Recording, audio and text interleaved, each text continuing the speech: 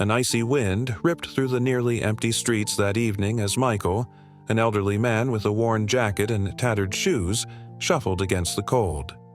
The drizzle had long turned to a steady rain, and he had spent the last hour drifting from one bench to another, seeking shelter that didn't exist.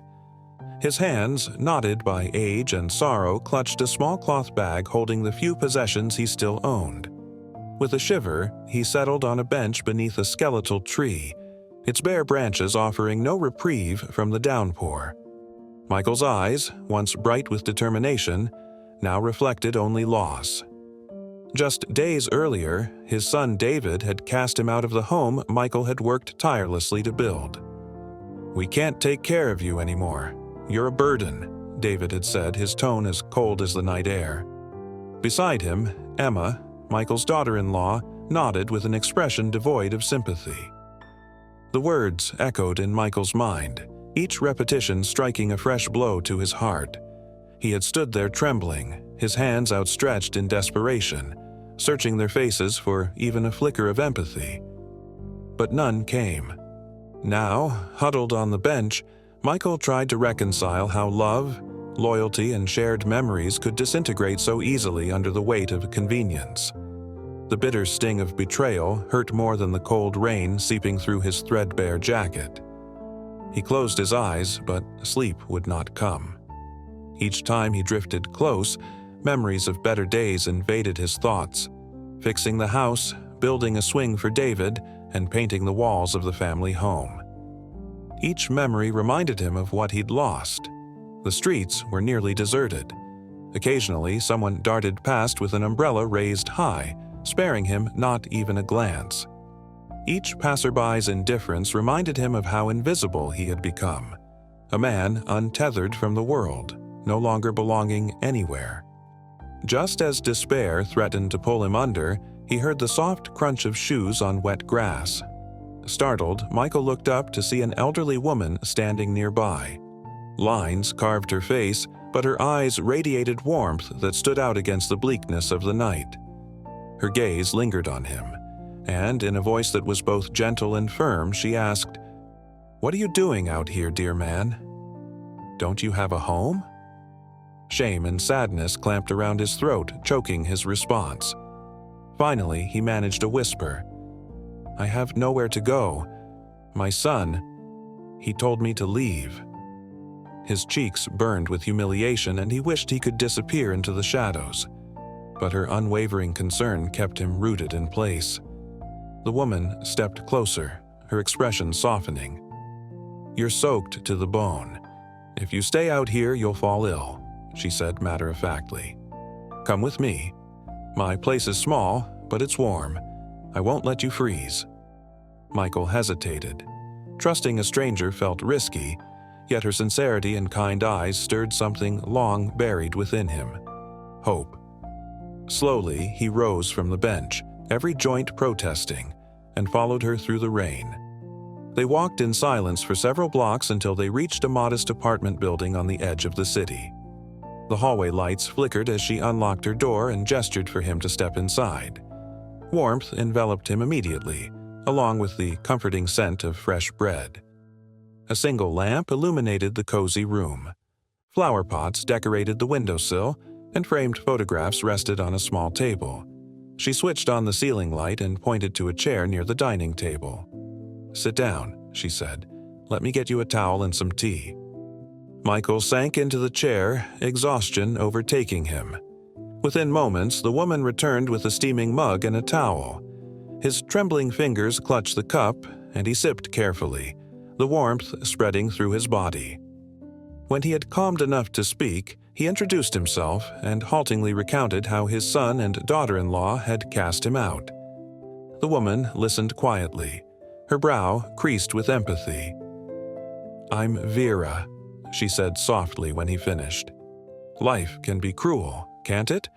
I lost my husband to illness and my children hardly visit anymore. Sometimes it feels like I'm alone in the world." She sighed, stirring her own tea. "But we can't lose our compassion. There has to be a reason to keep going." Michael's throat tightened at her words. For the first time in days, he felt a spark of hope. "I'm sorry for intruding," he said. "You don't even know me." Vera shook her head. "No apologies. If I can help someone in need, I will. And right now, you need a roof over your head. There's a spare bed in the other room. Stay as long as you need, at least until you figure out what comes next." Gratitude welled up in Michael's chest, though he felt unworthy of her generosity. He glanced at the photographs on the table, one of Vera and her husband smiling on a sunny beach, another of her with grown children. He wondered if life had driven them apart or if they had simply drifted away. Regardless, Vera had chosen kindness, and it was that choice that now offered him a lifeline. "I'm decent at repairs," he offered hesitantly. "Around the house, small fixes, painting, tightening screws. Maybe I could repay your kindness by helping out here." Vera's face lit up. "I won't refuse that. The cabinet door in the kitchen squeaks terribly. I'd be glad for some help." A faint smile crossed Michael's face, the first in what felt like an eternity. For a moment, he felt the warmth of belonging again. He realized that family isn't always built by blood. Sometimes it is forged by acts of empathy and goodwill. The days that followed were a quiet blend of healing and purpose. Michael mended the squeaky hinges, sealed drafty windows, and gave Vera's front door a fresh coat of paint. In return, Vera provided warm meals, engaging conversation, and a sense that he mattered. Though the apartment was small, it teemed with kindness, creating a space where both could find solace. Michael caught himself humming old tunes as he worked, rediscovering a sliver of joy he thought lost. At night, he and Vera shared stories. She spoke of her youth, her travels, and the love she'd shared with her husband. Michael recounted his early days as a factory worker and the pride he'd felt when David was born. Neither judged the other's pain. In their shared vulnerabilities, a fragile but genuine friendship blossomed. Though Michael still thought of David, teaching him to ride a bike, reading him bedtime stories, he began to accept that his son's rejection, while heartbreaking, did not define his life. Vera's kindness reminded him that compassion could appear like a beacon in the darkest moments. Slowly, bitterness gave way to a cautious hope. One evening, as the wind again howled outside, Michael gazed out the window and smiled. He remembered the bench where he had sat in despair, shivering and alone. Now, he stood in a warm apartment with a friend who cared whether he was well. Though shadows of sadness lingered, they were softened by generosity and mutual support. "Family isn't always about blood," Vera said one night as they sat together sipping tea.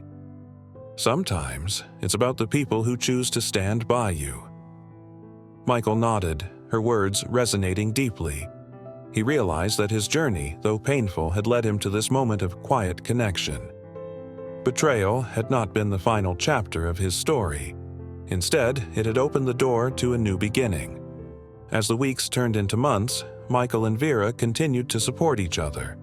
Their bond, forged in the crucible of shared loneliness, became a source of strength.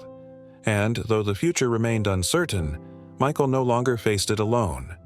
With every repaired hinge and every shared meal, he discovered that even in the latter years of life, there could still be pockets of grace, warmth, and belonging. For the first time in a long time, Michael felt ready to believe in tomorrow.